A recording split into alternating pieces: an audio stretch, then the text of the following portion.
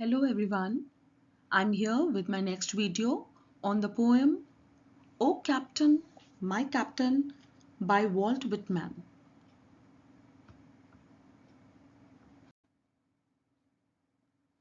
Here's the poem on one side, and this is Abraham Lincoln. Abraham Lincoln was the 16th American president. He is one of the most loved presidents amongst the others, and he's the one who fought a civil war to abolish slavery. This is the picture when Abraham Lincoln died. Everybody around is very sad and in mourning. Let us first read the summary. Walt Whitman wrote O Captain, My Captain to commemorate Abraham Lincoln after his assassination in 1865, just 5 days after the end of American Civil War. The poet is trying to accept the death of his beloved leader. In the first two stanzas of the poem, the speaker addresses his captain. He wants his captain to rise up and witness how people are celebrating their victory in the battle and how they are waiting to praise the captain. In the third stanza, as the speaker realizes that the captain is dead, he speaks about his own grief. He is not just addressing himself, trying to cope with the death of his great leader, but he is also addressing everyone else to let them know that the great captain has passed away.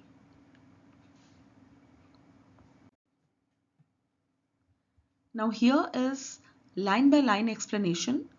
In the beginning, I have explained lines 1 to 8.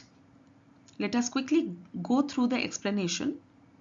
The opening lines of the poem represent scenes of rejoicing following a ship's victorious return to harbor.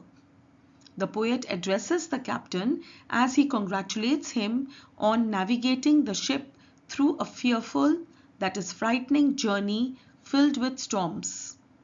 After getting past all these dangers, the ship has returned home having won the prize of victory. The poet celebrates by greeting the victorious ship with cheers and bells. The ship is described as steady but also battle-hardened, grim and daring, thus emphasizing its bravery and endurance in the face of long dangers. In the next lines, this enthusiasm is replaced by despair. The captain is dead and blood is oozing from his body. This makes the poet exclaim, "Oh heart, heart, heart!" The captain, who was supposed to be praised by the people for his unparalleled bravery, now lies motionless on the deck. Line 9 to 16. In the second stanza, the poet tries to talk to the captain who, as he knows, is dead. His technique of talking to the dead is called apostrophe. The poet asks the captain to rise because it is for him that the bells are ringing, flags are being hoisted, musical instruments are being played, bouquets are being made. The people are eagerly waiting for his arrival. However, he is now dead. The poet feels that he must be dreaming. He can't accept the reality that the captain died just as they reached home. The poet refers to him as father because for him, Lincoln is not just a military leader but the father of the nation. Hence, he laments his loss. Line 17 to 24. In the third stanza, we find the duality of emotion. The poet experiences the joy of the victory, but at the same time laments the death of Lincoln, which is a big loss for the nation. The poet says that now the captain is dead. His lips are pale, He can neither feel the arms of the poet nor his heart is beating.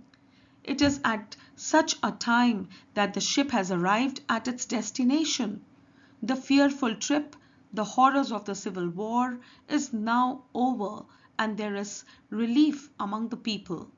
The poet wants the people to rejoice over their victory. However, at the same time, the poet is mourning the death of Lincoln. That was the explanation. Now let us start with question and answers. Question 1a. What is the background of the poem? The answer is, the background of the poem is President Abraham Lincoln's death. It was written as a tribute to the president who had just been assassinated. Lincoln was a popular and beloved figure and his death came as a deep shock to the nation. Whitman admired Lincoln and wrote the poem as a way of expressing his grief and honoring the president's memory. Question B. Who was the captain and which fearful trip had he undertaken?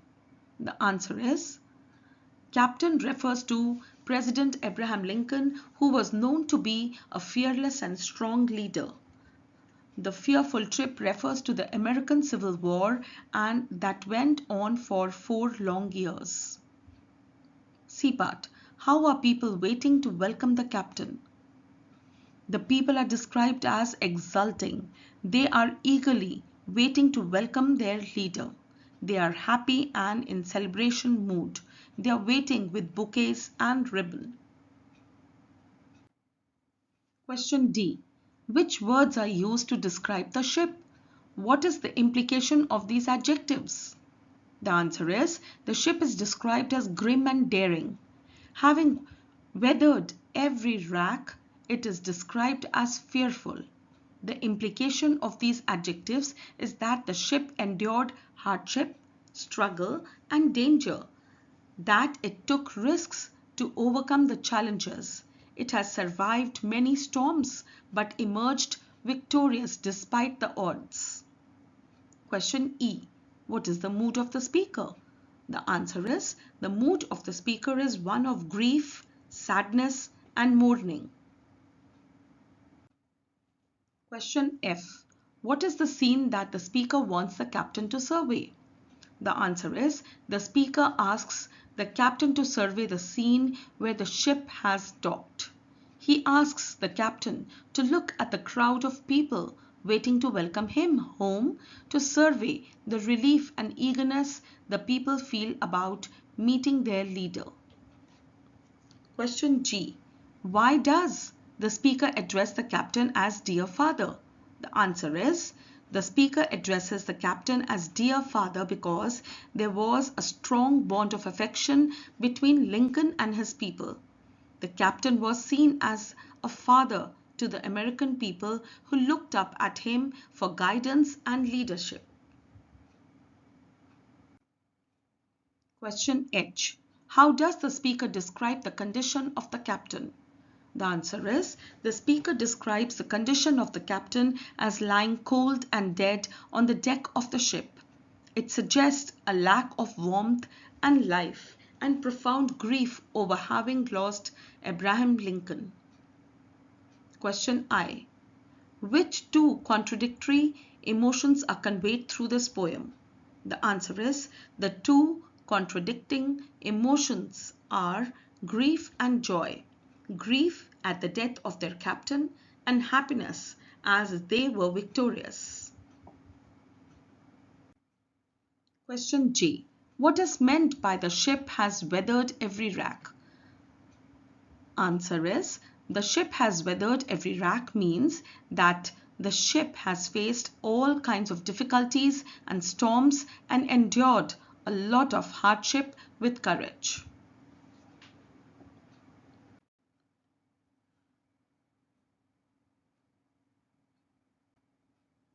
Let us now go on to the reference to context questions.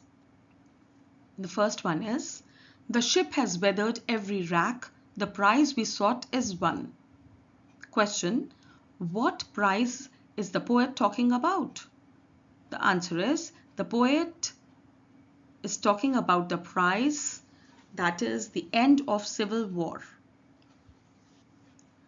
Question 2. Why does the captain not respond to the cheers of the people? The answer is he does not respond because he has died. Question 3. What feeling is conveyed in the line, but oh heart, heart, heart? The answer is the line conveys intense emotion and deep sorrow at the pain of the captain's death. Question 4. How is the poet's mood different from its people? The answer is the poet's mood is full of sadness at the loss of Lincoln's life, whereas the people on the shore are exulting, that is, celebrating. The emotions are conflicting or contradictory. The second extract is, "Here, Captain, dear Captain, this arm beneath your head." Question 1. Why does the speaker put his arm under the captain's head? The answer is he does it to express his deep respect for the captain, almost as if he wanted to comfort the captain even in death. Question 2. Why does the speaker address the captain as dear father? Dear father is used to highlight the close relationship between Lincoln and the American people whom he led, a bond where they looked up to him as a father figure, someone whom they deeply respected. Question 3. Which lines describe the condition of the captain? The answer is, "But I with mournful tread walk the deck, my captain lies fallen, cold and dead." Question 4. What does the speaker do at the end of the poem? The answer is he walks on the deck of the ship and mourns the loss of the captain.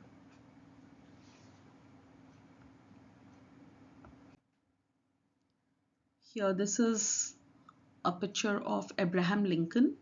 Let us quickly see what is written on it. "In this temple, as in the hearts of the people for whom he saved the Union, the memory of Abraham Lincoln is enshrined forever." I hope this video was useful to you. Goodbye. Take care.